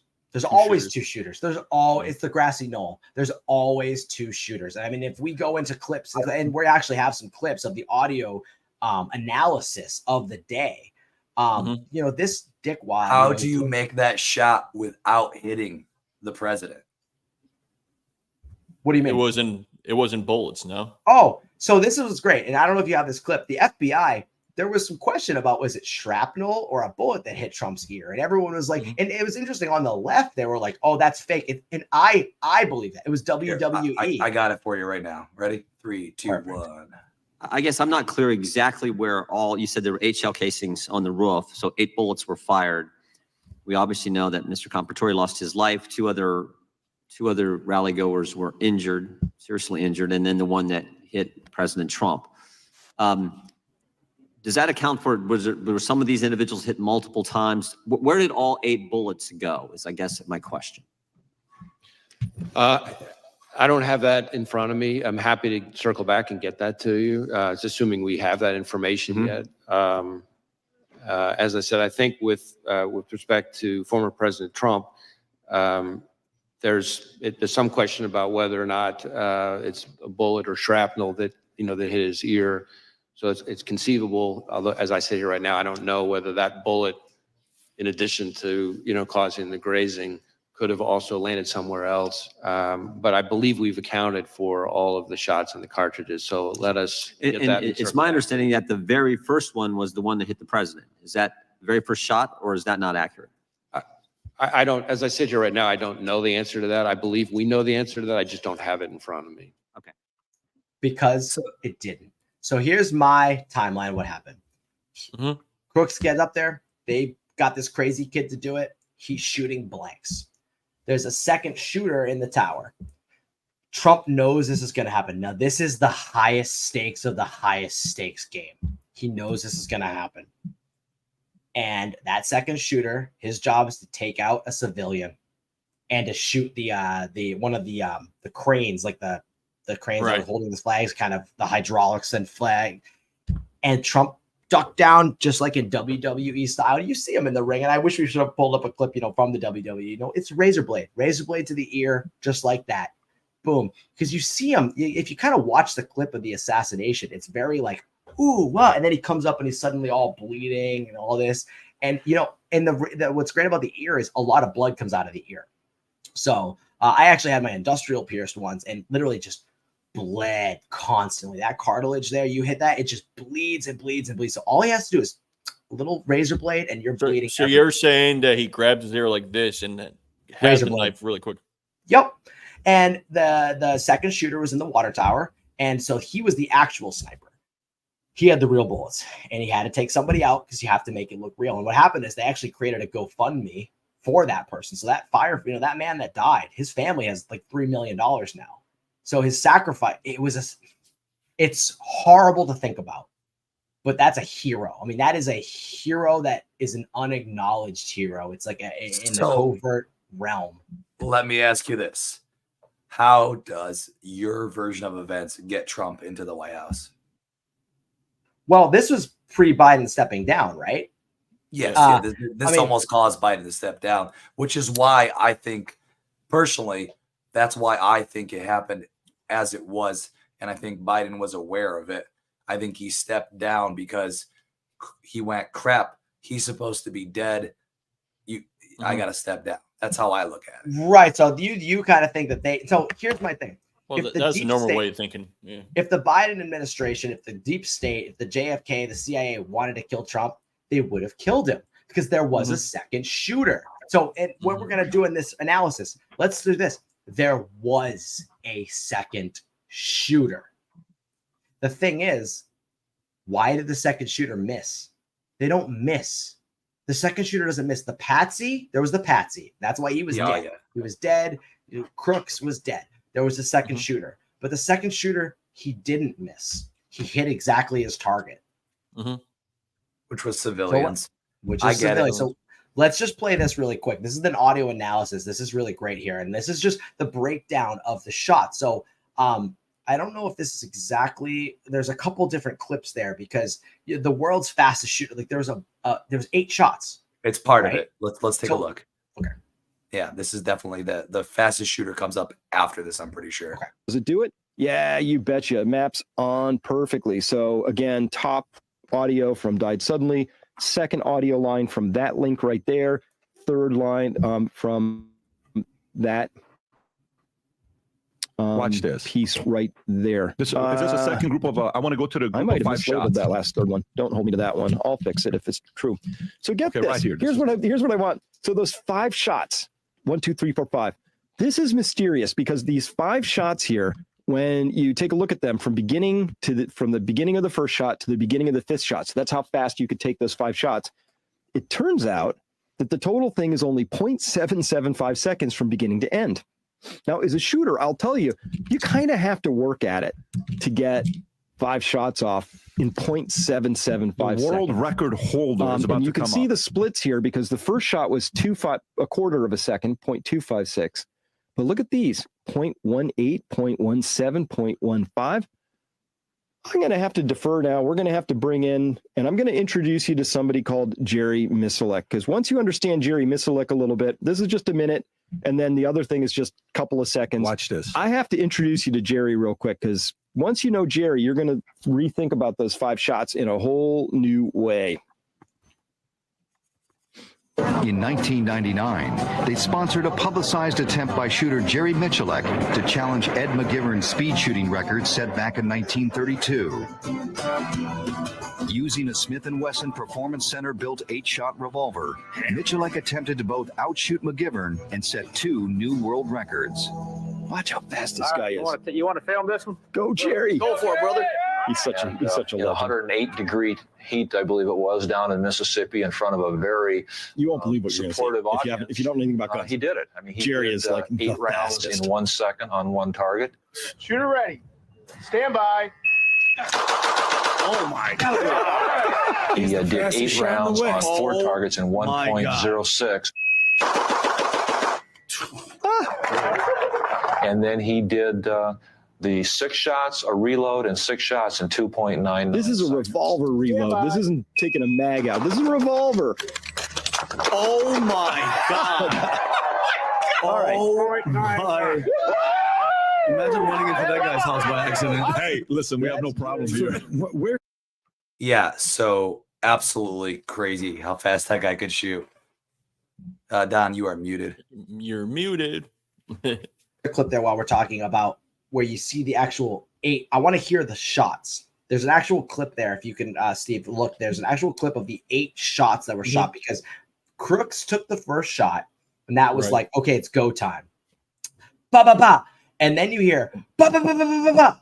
And there's different echoes. The way that echo analysis, go back to that clip. There's an analysis. Let's get that clip. Are different, right? I think I might have it here. It hears from a different caliber. It's a different I want to hear that.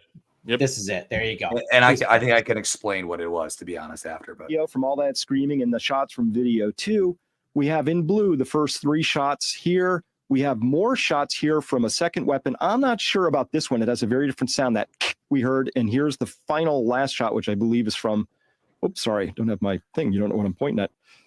This is the 5 that make a very distinct sound. Here's one with a very different crack in it. That's the 6th shot in the string. And then here we have the final last one, which I think is the sniper weapon, which is probably the one that put the bullet just over the left eye of Crooks on the roof.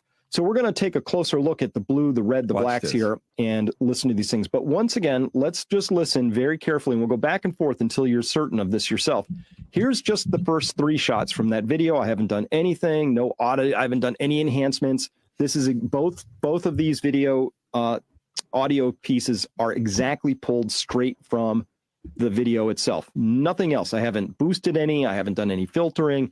Raw files. Okay. So, and by the way, every instinct in me was to try and minimize all the screaming, but I was like, nope. That just add like, what did you do? And then there's questions. These are raw files. Here's 1, 2, and 3 to start. Okay. Listen to that again. And one more time. Okay. Now let's listen to the next string. Ooh. Yeah. Hear that? Yeah. So 6 sounds different to me, but here's an interesting thing. 1, 2, and 3, besides being muffled and further away, it doesn't have echoes. Here we have, this is a shot here, this one, this peak. Oh, darn it, I don't have my thing up again. Here we go. So this here is a shot. This is an echo. Very clearly an echo, and a shot in an echo, and a shot in an echo. So this is actually critical evidence because you hear that. There's echoes coming off. So that also allows us, again, to analyze where was this gun. But first up, we just have an absolutely different sound between the first 3. There's no echo. It's much further away. It's more muffled. It's just not in the same place at all. But these next ones, very different sound, totally different weapons. Okay, full stop. We have 2 separate weapons. Plus, we have no echoes coming off of the first 3, and then we do have echoes coming off of the next set. Pause it right here.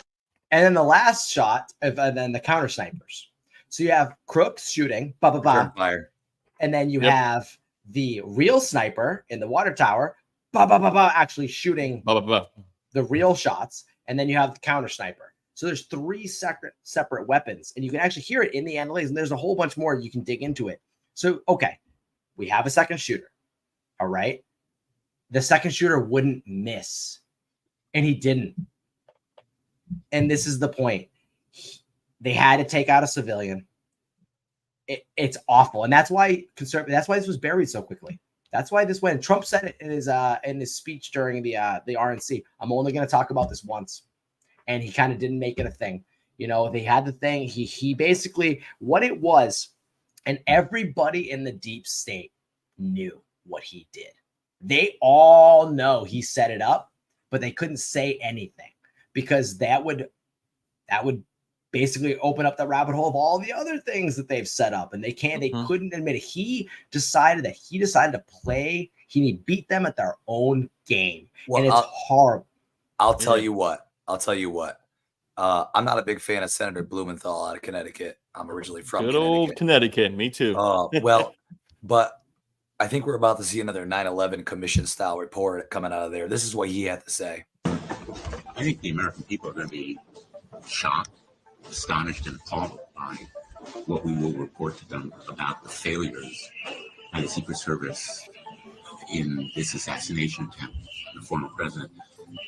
But I think they also ought to be appalled and astonished by the failure of the Department of Homeland Security to be more forthcoming, to be as candid and frank as it should be to them in terms of providing information.